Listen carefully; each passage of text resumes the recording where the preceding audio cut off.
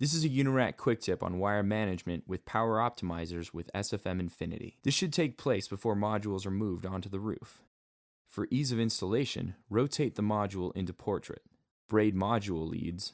Form leads into a loop, pass connectors through the center. Slide MLPE mount into optimizer mounting slot. Place mount and optimizer onto short side of the module frame with mounting bolt about 9 inches from module corner. Then tighten the bolt. Route the leads behind the optimizer and connect.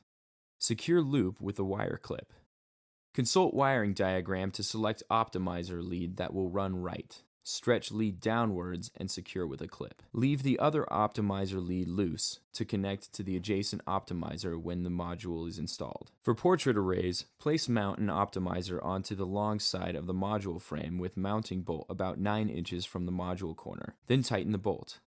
Then follow the same process to secure and connect the module leads. Consult wiring diagram to select optimizer lead that will run right. Form the lead into a loop and secure with a clip near the right corner of the module. Extend or retract this lead to connect to adjacent optimizer when the module is installed. Pass the remaining optimizer lead behind the module leads and secure with a clip near the left corner of the module.